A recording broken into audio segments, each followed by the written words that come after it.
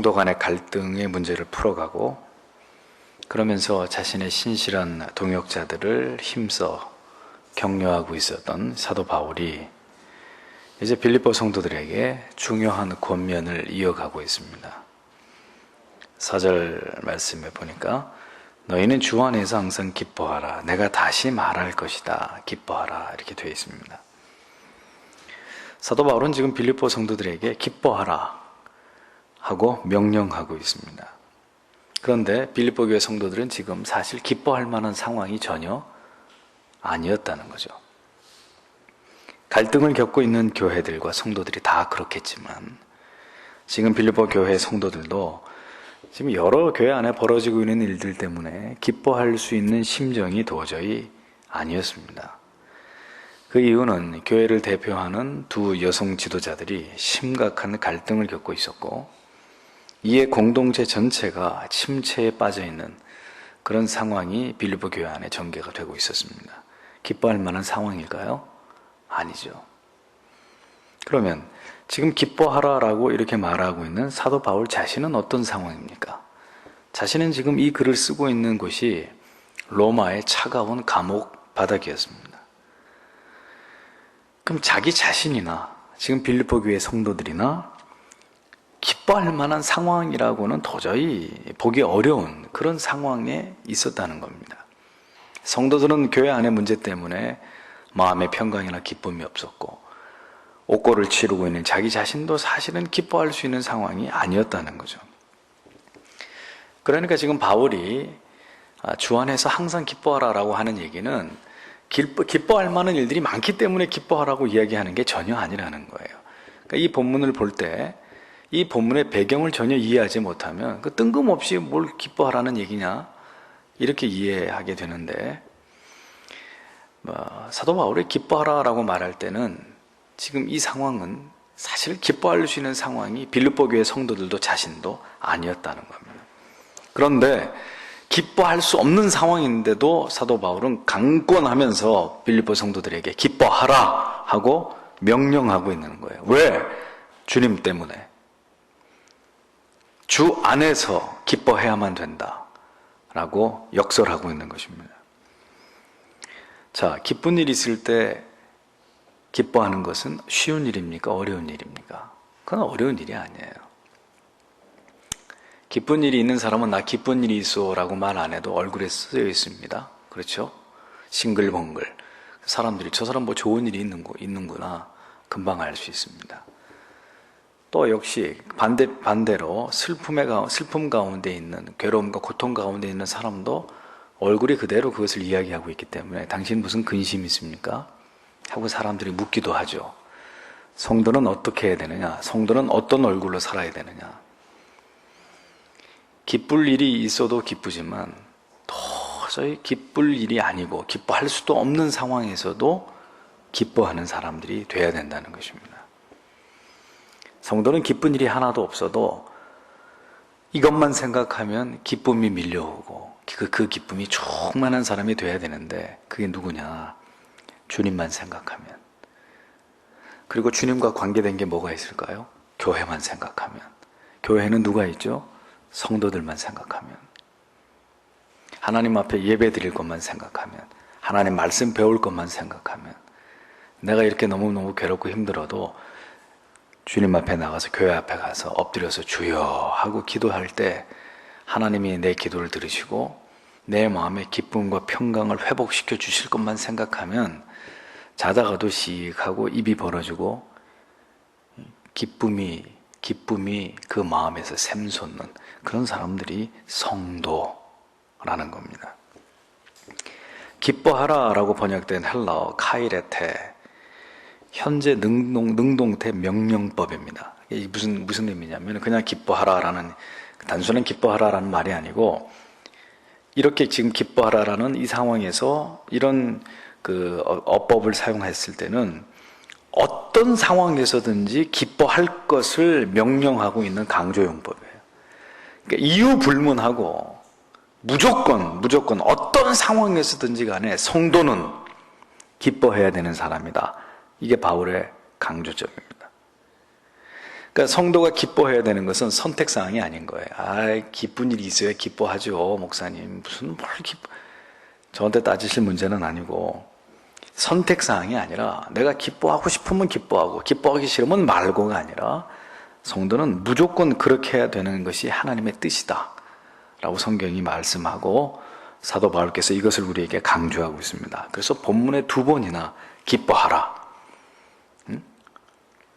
내가 다시 말하노니 기뻐하라, 이렇게 지금 사도가 이야기할 때는 괜히 그렇게 얘기하고 있는 것이 아니라 지금 자기의 상황과 빌립보 교회 성도의 상황에 맞물려서 바울은 지금 교회 앞에 성도들에게 매우 중요한 어떤 메시지를 던지는 거예요. 너희들이 평생에 잊지 말아야 될 것이 있는데, 바로 나처럼 지금 나 같은 상황에서, 그리고 당신들처럼 교회가 시끄럽고 갈등 때문에 반목하고 여러 가지 복잡한 상황이지만 바로 그때 우리가 할 수 있는 게 뭐냐?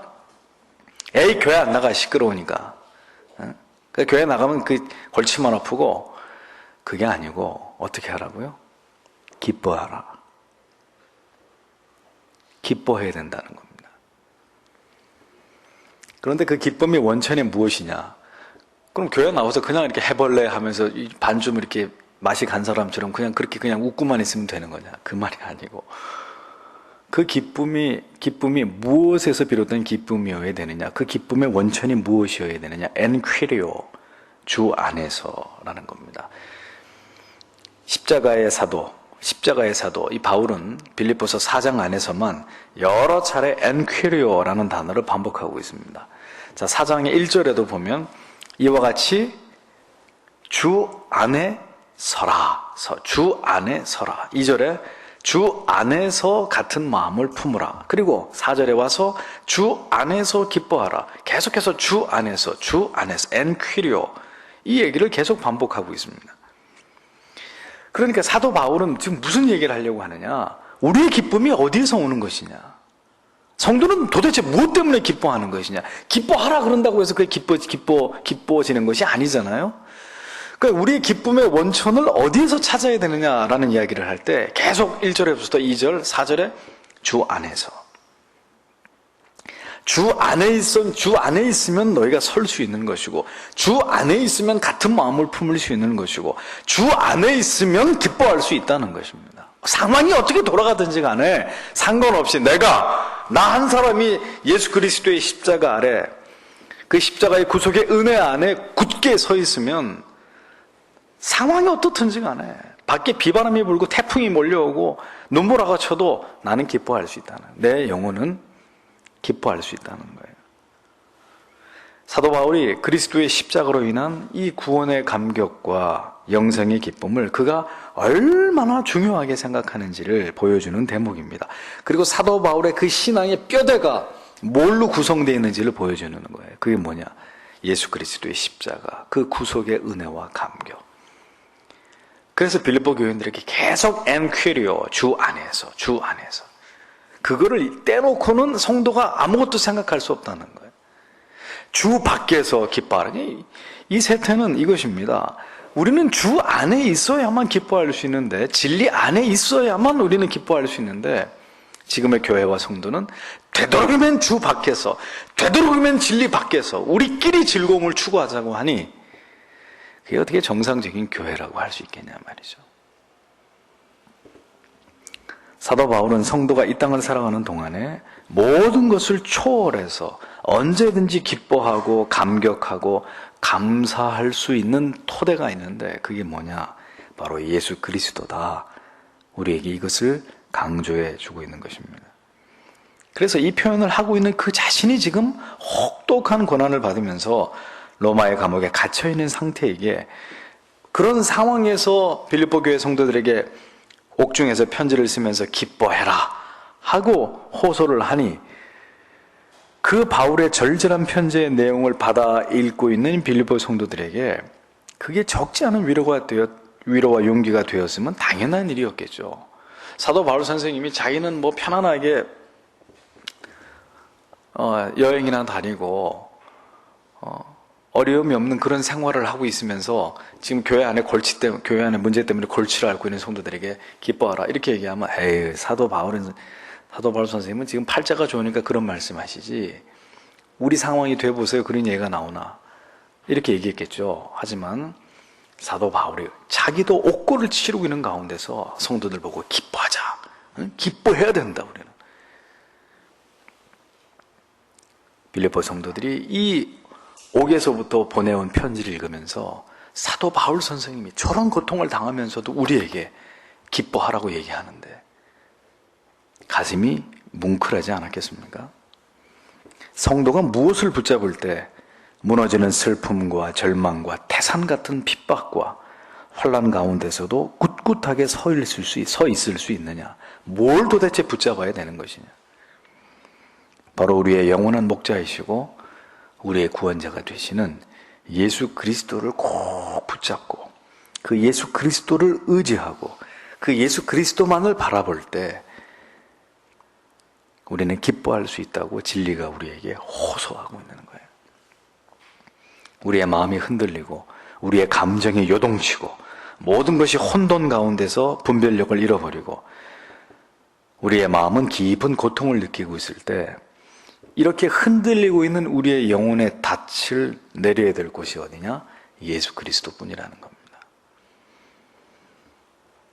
그러면 뒤집어서 얘기하면 이 모든 지금 벌어지고 있는 이런 것들이 어디에서 온 것입니까? 예수 그리스도와 지금 내가 멀어져 있기 때문이라는 거죠. 예수 그리스도에게 멀어질 때 우리에게서 뭐도 사라져버리느냐? 기쁨도 사라져버리는 거예요. 마음의 평강도 깨져버리는 것입니다. 참된 소망도 하나님이 하늘로부터 우리에게 부어주시는 어떤 어려움도 이길 수 있는 하늘의 위로도 다 종적을 감춰버리게 되는 거예요. 그러니까 말만 나오면은 큰 소리부터 나오고 쌍심지 긋고 서로 부딪히고 갈등하고 괴로워하는 이런 일들이 계속 되는 것이죠. 신자에게 예수 그리스도의 존재하심의 가치는 이런 것입니다. 그 예수 그리스도가 우리 안에서 절대적인 가치를 갖게 되는 것은 그가 바로 나의 죄를 위해서 십자가를 지시고 그리고 죽으심으로 나를 영벌에서 영생으로 구원하신 자이기 때문이에요. 그래서 그분이 나보다 더 중요한 분이에요. 내게 있어서. 그래서 모든 성도의 신앙의 뿌리는 무엇이어야 되느냐? 모든 신자의 신앙의 뿌리 무엇이어야 되느냐? 예수 믿으면 복 받는다. 그게 아니고 모든 성도의 신앙의 뿌리 나 같은 죄인 살리신 주 은혜에 놀라와 나 처음 믿은 그 시간 귀하고 귀하다.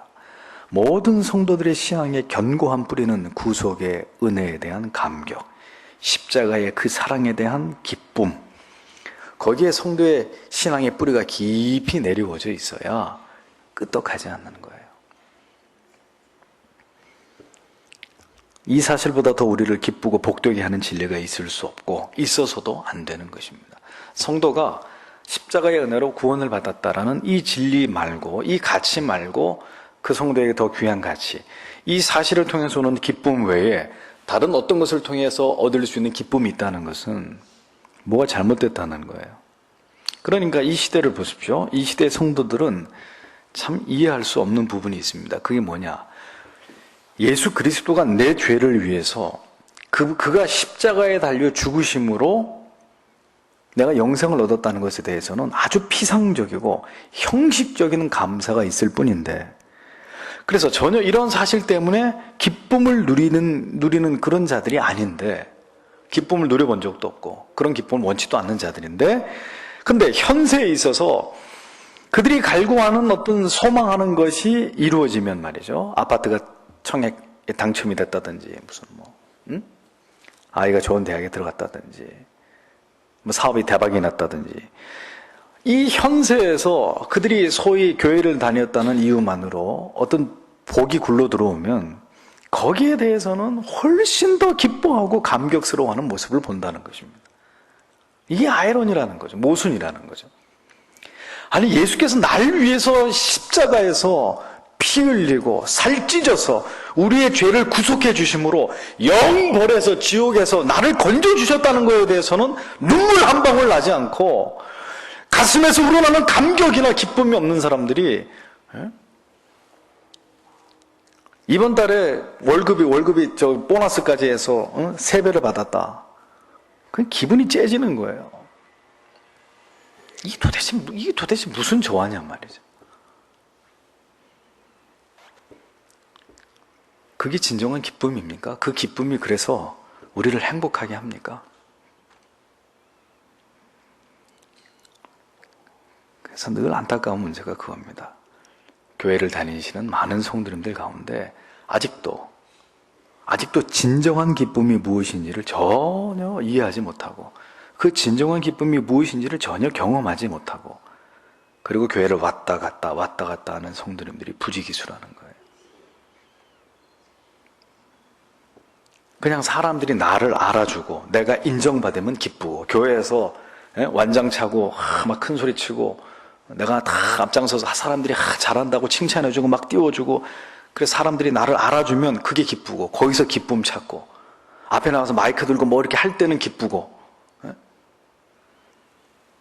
이 땅에서 꿈꾸던 내 자아가 실현되고 내 목표와 이상이 성취되고 그래서 소위 세상 사람들이 볼 때 저 사람 잘 나가 그 잘 나가는 사람이 내가 됐다고 생각할 때 더없이 기쁘고 행복하다 그러면 소위 대박 터지는 것에 대해서 그렇게 민감한 사람들이 자기의 영혼을 위해서 자기의 구원을 위해서 자기의 영생을 위해서 그리스도께서 이 땅에 오셨고 그분이 나를 택해서 내 죄를 구속해 주셨다는 것에 대해서는 시큰둥한 거예요. 이게 말이 되느냐 이거죠. 이게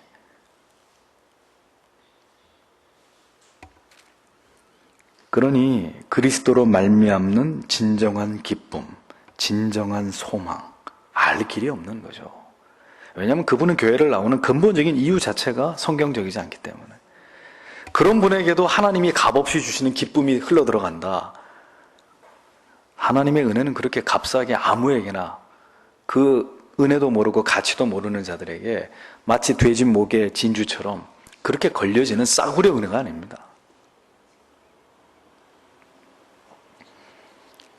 그러니 교회 나와서 예배 드리는데도 시큰둥 그냥 감격도 없고 뭐 믿는 것도 아니고 안 믿는 것도 아니고 뭐 그래도 우리 수요예배 나오시는 성도님들은 예배실 거예요. 여러분들은 그래도 은혜를 사모하고 하나님 말씀을 한 번이라도 더 듣기 위해 이렇게 나오시는 분들이니까 해당 사항이 없다고 보더라도 그 외에는 뭐냐 이거죠. 분명히 말씀드립니다. 그런 분들은 그리스도로 말미암은 진정한 기쁨, 영생의 소망 들어가지고 아는 거는 있어도 가슴으로 내려오지 않을 거예요.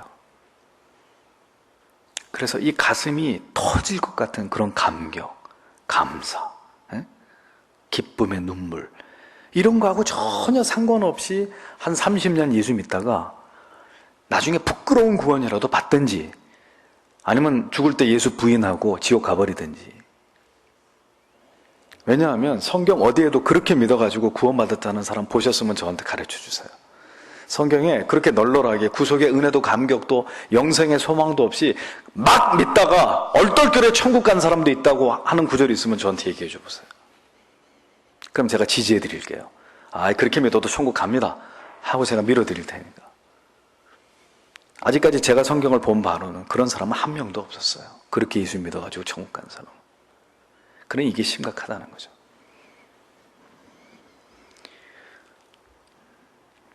맛보지 않은 기쁨을 어떻게 묘사합니까? 체험하지 않은 구속의 은혜를 어떻게 설명할 수 있습니까? 누려보지 않은 기쁨을 어떻게 다른 사람들에게 나 이런 기쁨이 있어 라고 설명할 수 있습니까? 사도 바울의 주 안에서 기뻐하라 라는 말은 대부분의 성도들에겐 추상적이고 관념적이고 그냥 단편화된 지식으로밖에 이해되지 않아요. 왜? 나는 그거 뭔지 모르니까. 저보고 아무리 뉴욕에 가면은 자유의 여신상이 있는데 얼마나 크고 얘기해봐야 소용없어요. 저는 뉴욕을 가본 적이 없으니까. 그냥 머릿속으로 그림만 그려볼 뿐이지. 저는 가본 적이 없기 때문에 피상적으로밖에 이해하지 못하는 거예요. 진리도 마찬가지예요. 여러분들이 당신이 경험한 것만 진리가 되는 거예요. 십자가의 사랑에 대해서 깊이 체험할수록 자신이 얼마나 큰 죄인인지를 처절하게 깨달은 것과 비례해서 그리스도의 구속의 사랑에 대한 감격과 감사의 깊이가 깊고 넓고 오묘할 수 있는 거예요. 들은 것만으로 되는 게 아니라 느끼고 체험하고 그것을 맛본 것만큼. 그래서 여러분들에게 자주 말씀드렸잖아요. 많이 아파야 많이 기뻐할 수 있다. 자신의 죄인됨 때문에 많은 날 슬퍼하고 닭똥 같은 눈물을 흘려봐야 그리스도를 진정으로 사랑할 수 있는 거예요. 진정으로 그 구속의 사랑 때문에 감사할 수 있는 거예요. 감사하세요. 왜 감사 안 합니까? 그래, 백날 그래 보세요. 그게 감사가 되나? 기뻐하세요. 아무리 목사가 지나 기뻐하지? 이렇게밖에 안 되는 거예요. 그래서 신앙이라는 것이 말입니다. 제대로 맛을 보면 이거 이상으로 우리를 행복하고 감격스럽게 하고 기쁘게 할 수 있는 게 없는데, 제대로 맛을 보지 않으면 이것만큼 지루하고 재미없고 권태를 느끼게 만들고 짜증나게 하고 지루하고, 아직 족쇄. 교회 안 나가면 목사가 교회 안 나온다고 쪼아대니까 이것만큼 버티기 힘든 게 또 없는 거예요. 종교라는 게 그렇습니다. 그 속에 쏙 빠져가지고 그렇게 살아갈 때는 이 세상에 아무것도 없어도 기쁘고 행복하고 감사하고 즐겁지만, 그 맛을 못 보고 개골이 끌려가지고 끌려가듯이 그렇게 끌려갈 것 같으면 이거만큼 재미없고 짜증나고 도망가고 싶은 게 없는 거예요. 그러니까 분명히 갈려지는 거예요. 택자와 불택자가. 거듭난 하나님의 사람과 그렇지 않은 사람이 그의 신앙을 보면, 그의 예배를 보면 정확하게 갈라지는 거예요. 억지로 할 수 없거든요. 버티는 것도 하루 이틀이지. 뛰쳐나가 버리는 거죠. 세상으로 뛰쳐나가고 자기 좋은 일로 뛰쳐나가고 자기 바쁜 일에 쫓아가 버리고, 그렇게 돼서 그 사람이 어떤 색깔을 가진 사람인지가 분명히 드러나는 거예요. 결국은 그렇게 되게 돼 있어요. 진리가 그렇게 구별시켜 버려요. 쭉정인지 알곡인지 정확하게 어느 순간이 되면 쫙 하고 갈라지는 거예요.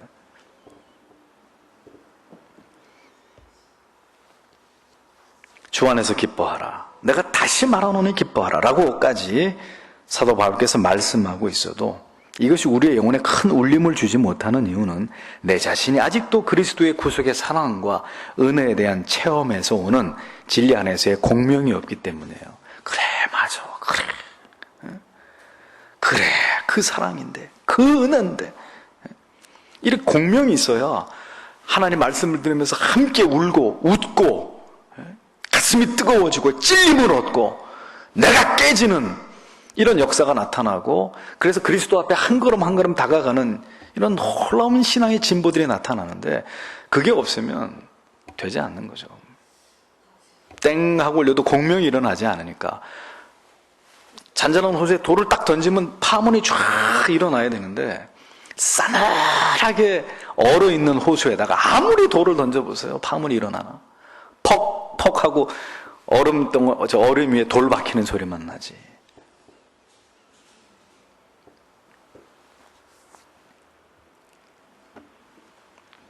주 안에서 주님 때문에 진정으로 어떤 상황에도 기뻐하기를 원하신다면, 사랑하는 성도 여러분, 그리스도를 깊이 사랑하십시오. 그리스도를 간절히 앙망하십시오. 언제나 그 복되신 말씀을 사모하면서 그분께서 우리에게 주시고자 하시는 참된 평강과 기쁨을 맛보는 것을 갈망하셔야 돼요. 야구 보러 야구장에 가고 싶은 마음 이상으로, 극장 가서 영화 보고 싶은 마음 이상으로, 가서 이렇게 쇼핑, 내가 원하는 거 물건 사고 싶은 그 마음, 그런 것과 비교도 안 될 만큼 더. 신앙은 결코 관념이나 추상적인 것이 아닙니다. 그 사랑을 경험하고 그 기쁨을 누리고 그 복된 영생의 소망을 우리의 가슴 가득 채우고 살아가는 아름다운 삶이에요. 여러분들이 보셨어야 되는데요.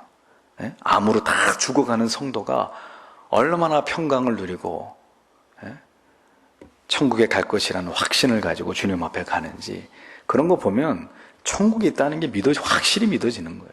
아, 이분은 천국 백성이 틀림없구나.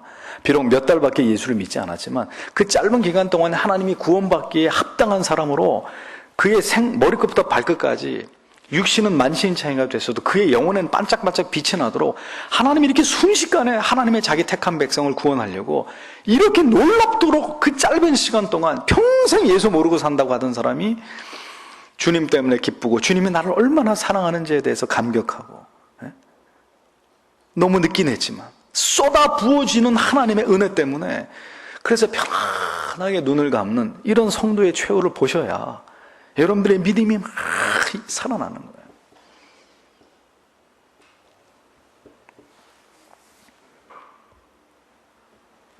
주 안에서 주님 때문에 기뻐하려면 주님 안에서 진정한 영혼의 위로와 만족을 얻어야 합니다. 뭘 얻어야, 맛을 봐야 기쁠 거 아니에요? 진정으로 죄인됨을 고백하면서 그 한없으신 하나님의 긍휼과 자비를 날마다 구해야 돼요. 주님, 새벽에 눈 떴으면 주님, 오늘도 주의 은혜가 아니고는 살아갈 수 없는 죄인입니다. 오늘도 주님 날 붙들어 주지 않으면 이 아직도 정제되지 않은 이 죄성, 이 옛사람, 이 옛 모습 가지고 오늘도 하루 종일 죄 지으면서 살 겁니다. 마음으로 죄 짓고, 눈으로 죄 짓고, 귀로 죄 짓고, 입으로 죄 짓고. 주님, 나를 오늘도 불쌍히 여겨주셔야 됩니다. 언제나 세상이 내게 줄 수 있다고 유혹하는 모든 세속의 기쁨들을 돌려 세우면서 신령한 은혜와 기쁨을 진리 안에서 추구할 때만이 참된 영혼의 기쁨이라는 것을 경험하게 되는 거예요. 있어도 그만 없어도 그만이 아니라 그렇게 여기는 기쁨을 하나님이 주시겠습니까? 엄마 이거 좀 주세요. 근데 줄려면 주고 말려면 말아요. 저도 그닥 없어도 상관없어요. 그러면 엄마가 그거 주겠습니까? 어머니 이거 꼭 주셔야 됩니다. 아버지 이거 잊으시면 절대로 안 돼요. 이거 반드시 저한테 주셔야 돼요. 그래야 자다가도 그거 달라 그랬는데 생각을 하고 챙겨주죠. 그러면 성도가 기쁨을 원할 때도 하나님 내게 기쁨을 주십시오. 정말 주님 때문에 기뻐할 수 있는, 주님 때문에 만족할 수 있는 그 기쁨을 나에게도 주십시오. 그러면 간절히 그걸 달라고 해야지 하나님이 너 뭐 달라 그랬지? 기억하시고 그걸 주시지. 줘도 그만 안 줘도 그만. 한번 오늘 그렇게 목사가 설교했으니까 기도는 한번 해보겠는데 안 주면 치우세요. 나도 그닥 필요 없습니다. 그거.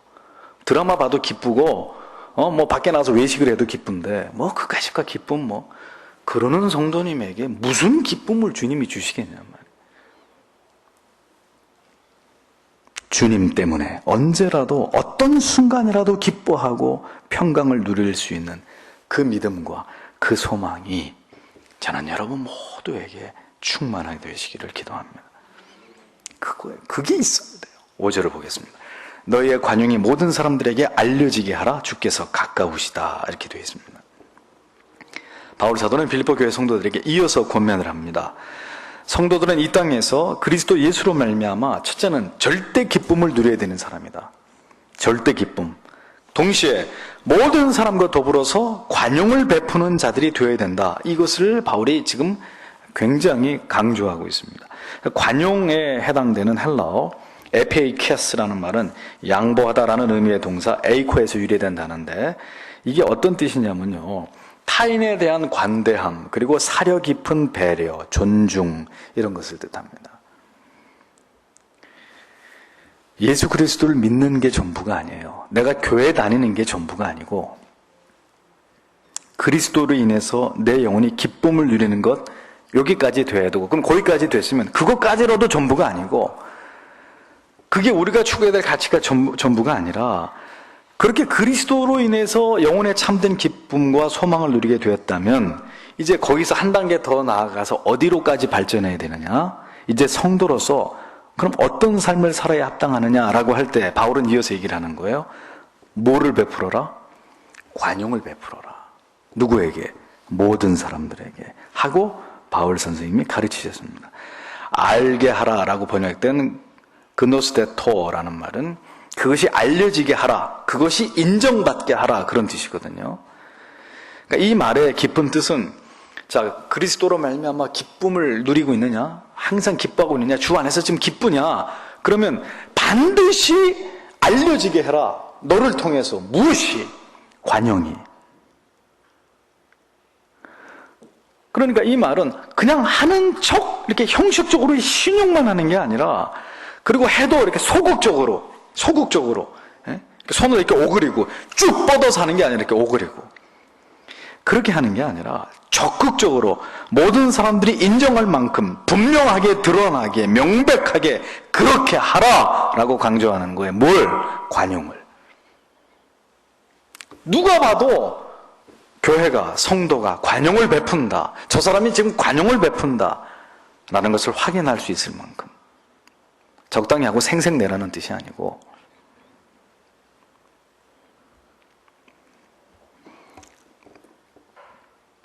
그러니까 내가 받는 거는 조금만 받아도 되는 거예요.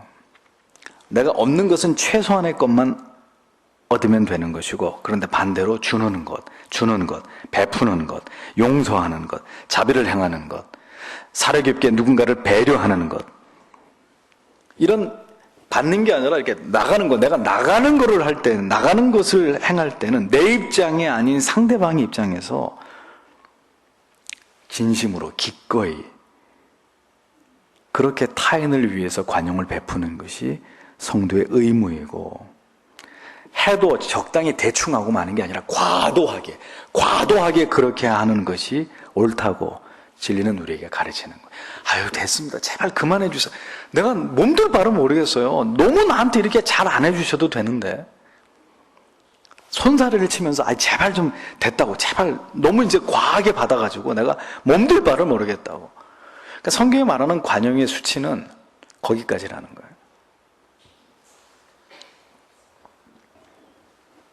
다른 사람의 문제에 대해서는 한없이 관용하되 자신의 문제에 대해서는 철저해야 되는 사람이 신자입니다. 그런데 다른 사람의 문제에 대해서는 철저하고, 그래서 어떤 자비와 긍휼도 없으면서 자기의 실수나 문제에 대해서는 한없이 관대하고 자기에 대해서는 관용한 사람, 온전한 성도가 아니죠. 성도는 자기의 문제가 아닌 타인의 문제, 자신에게 이익이 되지 않는 오히려 다른 사람에게 베풀어야 되는 문제에 대해서는 배나 더 관용하고 넘치도록 그렇게 하고, 더 세밀한 부분까지 그렇게 배려하고 챙기고 섬기고 존중해주는 그 마음이 있어야 되는데, 그 마음이 어디서부터 오느냐? 예수 때문에 기쁜 사람들, 다른 이유 때문에 기쁜 사람이 아니에요. 내가 이렇게 하면 알아주겠지, 저 사람이 나를 알아주겠지, 이것 때문에 쇼하는 사람들 말고 예수 때문에, 내 안에 있는 예수 때문에, 내 안에 있는 구원의 감격 때문에 퍼줘도 더 퍼주고 싶은 그 관용, 그 관용을 교회가, 성도들이 이 세상을 향해서 나 사랑하는 사람에게만 베풀라? No, 모든 사람에게라고 했습니다. 모든 사람에게. 누가 나에게 그렇게 하셨기 때문입니까? 예수 그리스도께서.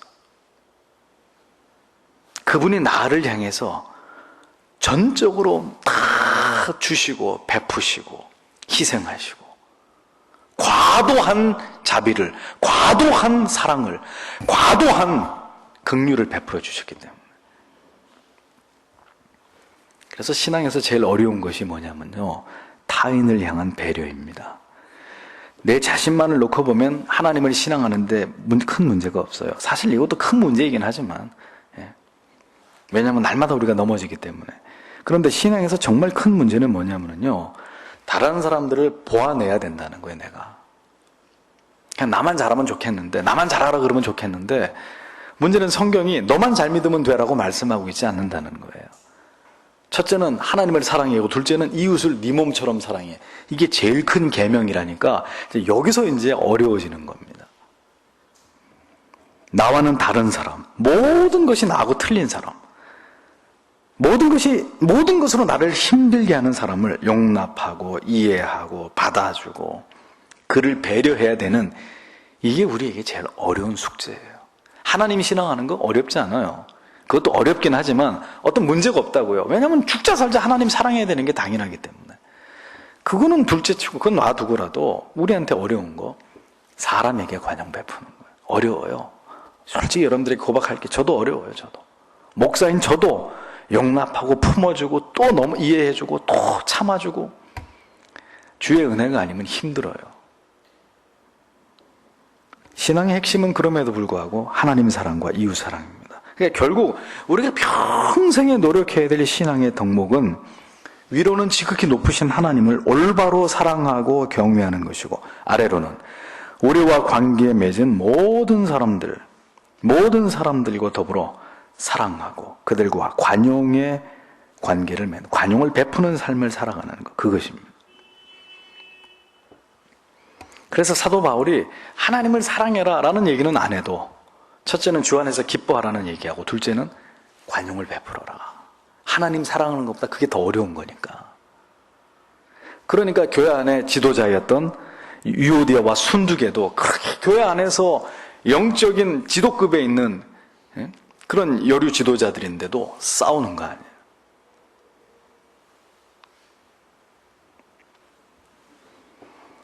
하나님을 경외하고 사랑하고 섬기는 것 못지않게 참된 신앙을 가진 성도는 이 세상을 살아가는 가운데 모든 사람들을 향해서 관용을 베풀고 실천하는 문제가, 이것이 너무 중요하다고 바울 선생님께서 강조하는 것입니다.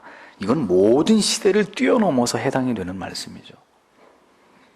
오늘날 교회가 몸살을 앓는 문제가 무엇 때문입니까? 무엇 때문이에요? 돈이 없어서요? 아니에요. 결국은 성도와 성도들 갈등 때문에, 혹은 또 성도들과 목회자의 갈등 때문에, 그러니까 인간관계에서 빚어지는 이 갈등 때문에 교회가 몸살을 앓는 거예요. 하나님을 신앙하는 것은 문제가 없어요. 하나님을 신앙하는 것에서는 엉뚱한 소리 하면 저거 이단이야, 그래 버리면 끝나는 거 아니에요. 신천지 이만희 그거 이단이야, 그래 버리면 간단해요. 하나님 신앙하는 문제는 금방 딱 시비가 갈려지고 깨끗하게 해결돼요. 그냥 쓸어내버리면 되는 거니까. 그런데 사람과 사람 사이에 끊임없이 얽히는 문제에 있어서는 답이 안 나와요. 답이. 우리가 하나님이 아니기 때문에. 그러면 하나님 사랑하는 문제와 사람들을 사랑하는 문제를 이렇게 따로 떼놓고 생각할 수 있나요? 성경은 절대로 이것을 따로 떼놓고 생각할 수 없다고 못을 받고 있습니다. 결국 하나님을 올바로 섬기지 못할 때 인간관계도 무너지는 것이고, 인간관계의 갈등과 어려움이 생기기 마련이라는 것입니다. 하나님의 뜻을 깨닫고 그리스도를 닮아서 성화에 진력하는 삶을 살아가는데 인간적인 갈등이 계속된다. 그래서 원수가 된다. 교회가 쪼개진다. 성도들이 예수 하나님을 잘 경외하고 잘 섬겼는데도 있을 수 없는 얘기죠. 그러므로 우리가 진리 안에 거하고 있다는 명백한 증거는 무엇이냐면, 모든 사람들에 대해서 내가 한 발짝 양보할 수 있다는 거예요. 나보다 남을 낮게 여길 수 있다는 것입니다. 그것이 지금 여러분이 진리 안에 거하고 있다는 명백한 증거가 되는 거예요. 그래서 이미 빌립보서 2장 2절에서 4절에서도 이미 벌써 처음에 앞부분에 먼저 사도 바울께서 이 얘기를 했잖아요. 마음을 같이하여 같은 사랑을 가지고 뜻을 합하여 한 마음을 품어 아무 일에든지 다툼이나 허용으로 하지 말고 오직 겸손한 마음으로 각각 자기보다 남을 낫게 여기고 각각 자기 일을 돌아볼 뿐더러 또한 각각 다른 사람의 일들을 돌아보아 나의 기쁨을 충만하게 하라. 이것을 유오디아와 순두계가 지켰다면 이런 문제가 벌어졌을까요? 안 지킨 거죠.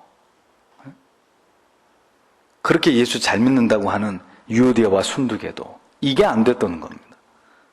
낮게 여기라는데 내가 왜 지보다 뭐가 못났는데, 그게 안 되니까 빌립보 교회 안에 사람으로 인한 이런 문제가 발생한 거 아니겠습니까?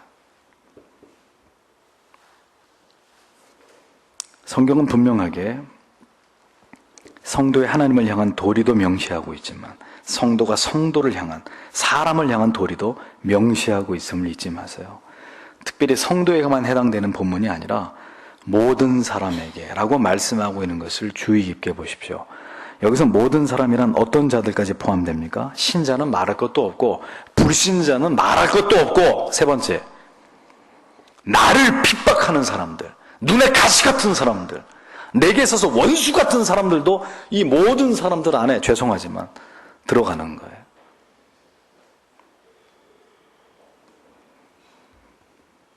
그러니 모든 사람들에 대해서 우리가 보여줄 수 있는 관용을 적극적으로 행사하라고 보여주라고 성경은 거기까지 우리에게 요구하니 쉬운 일입니까? 어려운 일이에요. 절대로 쉬운 일이 아니에요. 위의 구절의 말씀과 연결지어 볼 때 주 안에서 주님 때문에 그리스도의 십자가의 구속의 은혜와 사랑을 체험하고 절절히 그 감격이 가슴에 녹아있는 사람이 아니고는 모든 사람을 향해서 관용을 베풀 수 없다는 결론이 그래서 맺어지는 것입니다. 모든 사람을 향해서 관용을 베풀려면 전제가 있는데 그게 뭐냐? 주 안에서 기뻐할 수 있어야 된다 이겁니다. 주님 때문에 기뻐할 수 있어야 원수까지라도 품고 관용하려고 하는 그 의지를 하나님께로부터 받아서 그것을 발동해서 그렇게 살아갈 수 있다는 이야기예요. 그게 사람의 의지와 노력만으로 될 일이겠습니까? 안 돼요. 저도 해봤는데 죽어도 안 돼요. 결국 하나님의 은혜가 임하고 그 사랑에 내가 먼저 다시 전율하고 감전돼야 불쌍하게 보이고 다시 손을 뻗게 되고 그 사람 때문에 눈물이 나고 그렇게 되는 거죠. 내 힘으로 할 수 있는 일이 있고 그리스도의 십자가의 은혜와 사랑을 경험하지 않고 인간의 힘과 의지만으로는 절대로 할 수 없는 일이 있습니다. 있어요. 그러니 할 수 없는 건 안 하고 평생 동안 예수 믿다가 주님 앞에 가겠습니까? 내가 할 수 있는 것만 하다가 내가 주님 그렇게 믿다가 가렵니다. 여러분 마음대로요? 진리가 그렇게 얘기하고 있나요? 그러면 우리는 뭘 해야 돼요? 뭘 하기 위해서 노력해야 되죠? 주님의 은혜가 없어도 할 수 있는 거 그거 열심히 하세요. 하고 우리가 더 노력을 기울이고 내 자신과 더불어 씨름을 해야 될 일이 있다면 그건 뭐냐? 하나님이 은혜 주시지 않으면 도저히 내 힘만으로는 할 수 없는 그 일, 그거 할 수 있게 해달라고 매달려야 되는 거죠. 그런데 특별히 성경은 그게 뭐냐? 사람과의 관계 속에서 관용을 베푸는 것, 용서하는 거다. 너그럽게 용서해주고 섬겨주고 배려해주고 이해해주고. 여러분들이 힘으로 하려고 했습니까? 절대로 못해요. 절대로 못해요. 그러니까 그 사람이 문제가 아니라 그 사람을 관용하지 않으려고 하는 내가 문제인 거죠. 내가. 뭐 저런 인간이 다 있어. 계속 그 사람 욕하고 있으면 나도 망가지는데. 그러니까 그 사람을 보고 계속 그렇게 할 게 아니라 결국은 성경은 그것도 뛰어넘으라고 얘기를 하는데 그거를 뛰어넘지 않으려고 옹졸한 마음으로 탁 나를 닫아버리고 못해, 안 해. 내가 왜 해? 난 절대로 안 해. 이러고 있는 내가 결국은 문제라는. 그러니까 어떻게 기도해야 되겠습니까? 하나님 이 나를 깨트려 주십시오. 하나님의 은혜를 부어주셔서 그렇게 할 수 있는, 관용으로 그를 바라보고 대할 수 있는 은혜를 내게 해주십시오. 그걸 구할 수밖에 없는 거예요. 정말 모두를 향해서 관용을 베풀 힘을 내게 주십시오. 저는 못합니다, 주님. 우리가 왜 이러한 삶의 목표를 따라서 살아가기 위해 노력해야 되느냐? 이유는 단 하나입니다. 주께서 가까우시니라 라고 했습니다. Ho Kyrios Anguis라는 말인데 주님의 재림을 소원하는 의미인 초대교회 성도들이 가장 서로에게 즐겨했던 인사, 마라나타, 주여 오시옵소서. 이게 변형된 구절입니다. 우리가 인내함으로 나를 쳐서 복종함으로 기뻐하고 관용하고 그렇게 주의 뜻을 이루어드리기 위해서 최선을 다해서 오늘도 그것과 씨름하면서 살아야 될 이유가 뭐냐? 한 가지만 얘기해봐라. 그것은 선악간의 모든 것을 심판하실 주의 재림이 가까워 오고 있기 때문입니다. 주의 재림도 가까이 오고 있고 또 뭐가 가까이 와요? 죽음이. 내가 죽는 그날이 하루하루 다가오고 있단 말이에요. 하루하루. 내일 용서하지. 다음 달에 관용하지. 내년쯤 되면 한번 관용해보지가. 그러면 늦어요. 늦어요. 하나님의 심판이 있기 때문이에요. 다른 이유는 하나도 없어요. 그것만 없으면은 안 해도 돼요. 그렇게 살기 위해서 우리가 얼마나 하나님 앞에 노력했는지에 대해서 하나님 모든 거 다 알고 계세요. 다 보고 계세요. 마침내 우리의 생명이 끝났을 때 그 모든 것에 대해서 심판하실 하나님을 우리가 배웁게 될 것이기 때문에 할 수 없지만 은혜를 구하고 사랑을 구하고 의지를 구해서 관용하게 해주세요. 제발 저 사람 이 문제에 대해서 그렇게 하게 해주세요라고 오늘도 가슴을 치면서 하나님 앞에 그렇게 하게 해달라고 매달려야 되는 거예요. 이유는 단 하나, 주님을 배울 날이 다가오고 있기 때문에. 그 앞에 가서 할 말이 있어요. 주님, 저도 할 만큼 했습니다. 아시잖아요. 주님 아시잖아요. 내가 그 사람 때문에 얼마나 가슴 끓이고 주님 앞에 기도하고 눈물 흘리고. 신자에게는 종말 의식이 있어야 합니다. 언제나 죽음을 준비하는 성실함이, 깨어있음이 필요합니다. 그날과 그 시는 아무도 모르기 때문에. 결국 우리 모두 주의 재림의 날, 아니면 개인적인 죽음을 통해서 주님 앞에 모두 서게 될 사람들입니다. 그거 기억하신다면 뭐를 용서가 안 되고 이해가 안 되고 등을 돌리고 반목하고 우리가 그럴 이유가 있겠습니까? 주님 앞에 서야 된다는 것이 분명하다면, 여러분들이 그것을 확신하고 계신다면 뭐 때문에 우리가 금을 그어놓고 넘어가지 않는다, 너도 넘어오지 마라, 그렇게 하겠냔 말이죠. 영원히 안 볼 수 있겠습니까? 어떻게 성도가 성도를 향해 영원히 등을 돌리겠습니까? 그러면 그 사람은 성도일 수가 없는 거죠. 거듭난 영생을 소유한 하나님의 자녀가 아닌 거죠. 그러므로 사랑하는 성도 여러분, 죽기 전에 다 푸세요. 죽기 전에. 살아있을 때 마음껏 사랑하세요. 살아있을 때. 제가 어제 고 최명수 성도님의 임종을 지켜보면서 그 아내가 남편의 얼굴을 쓰다듬으면서 눈물을 흘리면서 여보 사랑해요. 당신도 나 사랑하는가 합니다. 살아있을 때 더 뜨겁게 사랑해야 되는 거예요. 살아있을 때. 죽어가는 사람 붙들고 사랑한다 그러면 물론 그것도 의미 있지만 언제든 우리를 유한한 존재이고 죽음과 멀지 않은 거리에서 오늘도 주의 은혜 가운데 살아가고 있을 뿐인 존재라고 나를 그렇게 생각해야 돼요. 천년 만년 계속돼요 우리의 삶이? 아니잖아요. 아무와도 묶이지 마세요. 묶이지 마세요. 사랑하고 또 사랑하고 또 사랑하고 기다려주고, 하나님이 요나를 그렇게 하셨던 것처럼 언젠가는 깨닫겠지. 내가 그를 위해 기도하고 있으니 언젠가는 그도 알겠지. 지체들 간의 갈등으로 혼란과 마음의 상처를 입은 빌립보 교회 성도들에게 사도 바울은 이와 같은 말씀으로 그들의 믿음을 다시 한번 견고하게 붙들어주고 있었던 것입니다. 주 안에서 기뻐해라. 핑계대지 말고 누구 때문에 찢고 볶고 싸우는 것 때문에 내 믿음 다 떨어지고 시험에 들고 그런 핑계대지 말고 주 안에서 기뻐해라. 핑계대지 말고 주님 안에 있으면, 네가 예수께 붙들려 있으면 너는 기뻐할 수 있어. 핑계대지 마. 주 안에서 기뻐하고, 그 다음 주 안에서 기뻐하고 있느냐? 그것이 진실이라면 사랑해라, 품어라, 배려해라, 용서해라, 이해해라, 감싸줘라. 그것입니다. 우리 또한 이 믿음으로, 이 진리의 가르침으로 우리의 신앙의 길을 걸어가야 돼요. 내가 원하든 원치 않든 그게 주의 뜻이라면 그렇게 가야 돼요. 다른 길이 있어요 우리에게? 없잖아요. 다른 길이 없잖아요. 저는 그 길 싫습니다. 다른 길 가르쳐 주세요. 죄송하지만 없어요. 저는 달리 가르쳐 드릴 길이 없어요. 그러니 이 말씀 앞에 저도 여러분도 어렵지만 죄인인 인간인지라, 아직 우리의 죄성이 완전히 태워지지 않은 그런, 아직도 우리 안에 죄성을 품고 있는 불완전한 존재인지라 어려워요. 제가 절대로 쉽다고 말씀드리는 거 아니에요. 어려워요. 하지만 그게 주의 뜻이라면 그렇게 살아보려고 한 인생 발버둥을 치고 한번 몸부림을 쳐봐야 되지 않겠습니까? 그러면 되든 안 되든 그건 하나님이 알아서 하실 것이고, 적어도 나중에 하나님 앞에 섰을 때 알아는 주실 거 아니에요.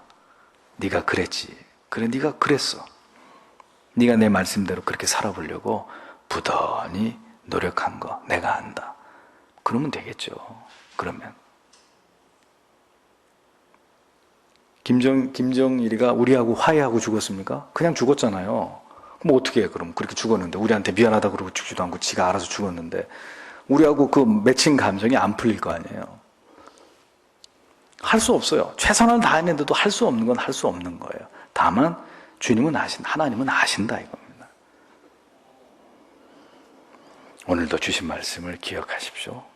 여러분들이 많이 들었던 말씀이지만 다시 한번 이 말씀을 통해 오늘 우리에게 주시는 하나님의 음성 마음에 깊이 새기시고, 신자라면 그렇게 사는 것이 마땅하다면 그렇게 살기 위해서 최선을 다해보는 것입니다. 그러면 하나님께서도 그렇게 살아갈 힘을, 은혜를, 의지를, 마음을 하나님께서 여러분들에게 부어 주실 것입니다. 기도하겠습니다.